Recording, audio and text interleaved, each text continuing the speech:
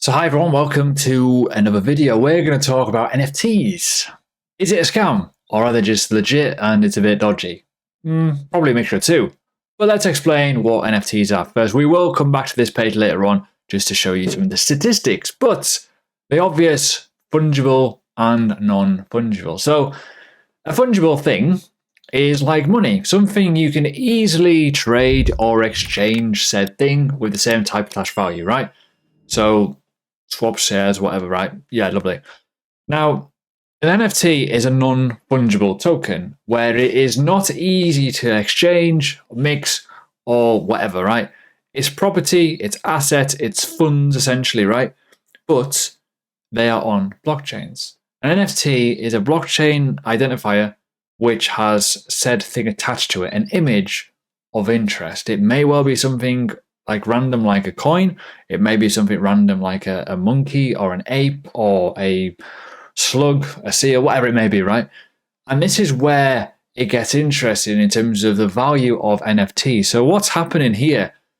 It's kind of like Pokemon cards in a way, if you're going to explain it. It is digital art. They have a value, and it's only one of them. Essentially, if you buy it, you own it. Hence the term. Interesting, right? So let's talk about the obvious. What makes them valuable? Because you've probably noticed there's some scary amounts of fundage going around in NFTs, i.e. some things are worth more than others. Why is that, right? Scarcity is the obvious one, and people's agreement of the value worth. I want that. Please, can I have it? I will offer you this. I'll explain how OpenSea works in a bit, so stick around. If you're new to the Learning Crypto channel, by the way, give it a like, subscribe. It's free. Crack on, please. Thank you. But you get the idea, right? So you've got to think of NFTs like art. It's collectible, they've got a value, and you can sell them, collect them, buy them, whatever the hell you want with them, right? However, it's a little bit dodgy, this space, not going to lie. So let's talk about the overall big values, right? So these are the most expensive. Now, I don't know how up to date this article is, but it's pretty much up to date in terms of the element of the peak of the cycle. You can see that some of this has been mad values, unbelievable values. So you see here, 91 million. The Beeple collection, which was the biggest one at the time, and I will talk about this in more detail in a sec, a lot of money. A random clock, a human one, a CryptoPunk. These were very, very popular at the time, still are. As you can imagine, look at the CryptoPunks. Crazy, crazy amount of money. Now, this is the thing. It's all just digital art. And for some people, it's hard to get your head around and comprehend how trading this is mental. By the way, this tweet here, so the first ever Jack Dorsey tweet is probably worth about $200 now. So yeah, it all depends on what it's actually about in terms of you wanting to buy something and the community hype. Remember that word, hype. So the obvious I want to talk about is this. Now, the Beeple one was the one that really took off in the media.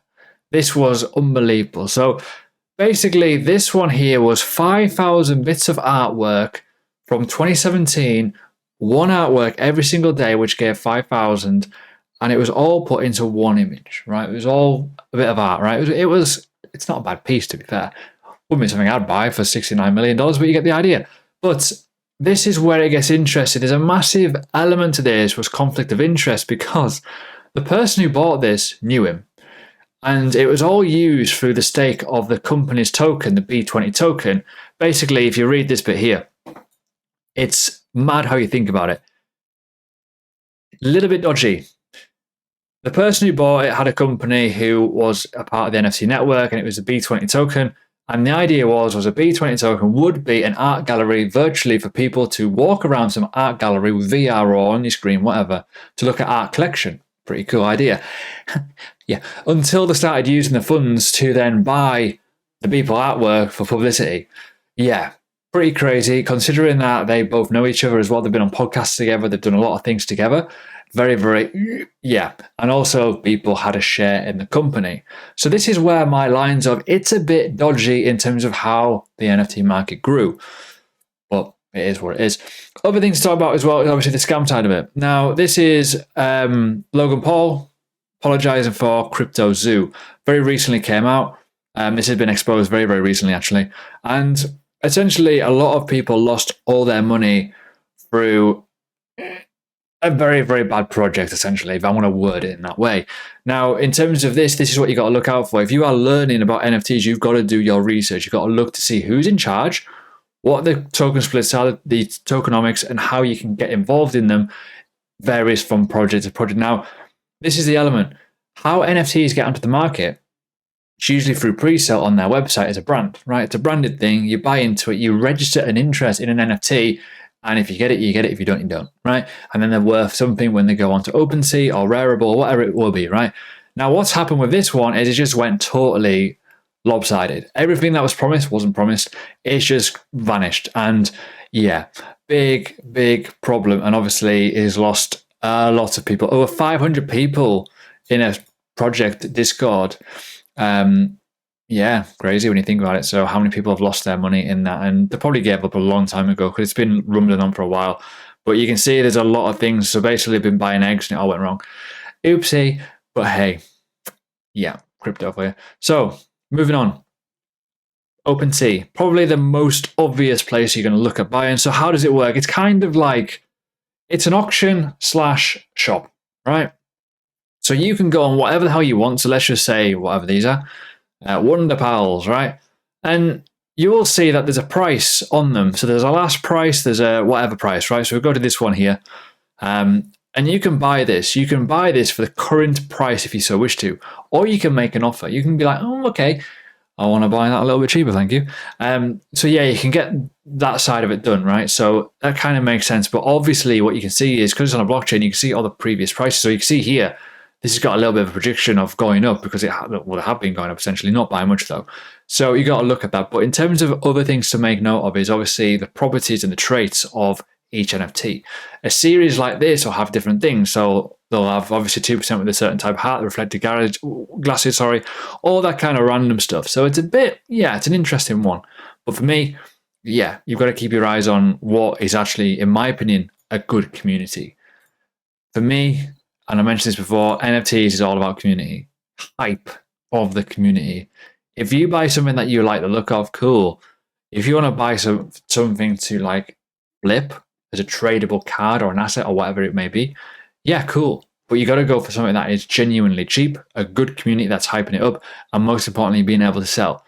For me, the NFT market is very much bubblish, right? So, i.e., it'll go up, it'll go down, it'll go up, it'll go down. It's just the way the interest is. It's a fantastic vehicle to get more people into the market as a relatable thing if you're comparing it to certain things in life, i.e. car collection, art collection, random stuff like that. But for me, it's like, yeah, I've got to be careful, 100% careful. But the reason why I say be careful is because the market is not doing very well, realistically, right? It's had a little bit of an upheave recently, but when we compare where it was at the peak, it is down a severe amount, a huge amount, right? Look at all-time high here, so you can see how much has been going out. Crazy amount of stuff, right, in terms of the amount of money that's been passed through this, right? But when we start looking at the last 30 days, you can see obviously we have had a bit of a growth. But the reality is, like, when we start looking at certain things, we don't know how far this is going to go. We don't know if the novelty is going to wear off. We don't know if the regulation side of crypto is going to really harm NFTs because it is ownership. Will it be taxed differently? Maybe, I don't know. There's a huge amount of unknowns with NFTs because it's so new and it caught people out. People got involved in NFTs at the wrong time. A lot of people, certainly in the learning crypto community, got involved at the wrong time. And they've got like a digital card worth very, very little amounts now, which is quite a scary thought. And it goes to show you why. It's dropped off a cliff massively, right? And there is plus points for NFTs and there's also downsides to it, right? Massive. I think there's more cons essentially than pluses at the moment because I do believe it is such a narrative-based niche within the market that could be a problem. If the community are not doing their job, if the community are not hyping things up, the NFT that you've actually bought may be worth nothing in the future. This is like, there's a very, very different element to a crypto project with utility of users versus one individual bit of data on a blockchain that you've bought and you now own. It's an odd one. It's a very, very odd one. So in terms of NFTs explained, you must do your research, but majority of it is, does it look good? Does it have scarcity? Are the community active? right? Realistically. Then you got to think, is it value for money? Can I sell it for higher? And does it have a utility? Some of them do have utilities, but not much utility yet, right? There's certain echoings about it going into the metaverse and stuff like that, but until I see it, I don't know, right? So be careful. But celebrity endorsements, avoid them. Most celebrity-based NFT projects are dog shit. Put it that way, right? So be careful. NFTs is one of the easiest way to get cash. It's one of the easiest way for a celebrity to endorse something and to get money. Why? Because on NFT, like listings essentially, right? They all have a percentage of how much can be traded, right? That's a huge thing, right? So when we look at this, creator earnings 5%. However many times that is then traded, duplicated, or whatever, or not so much duplicated, but you know what I mean, like traded back and forth between people, will get money. It's a big thing. So, hope this video helps.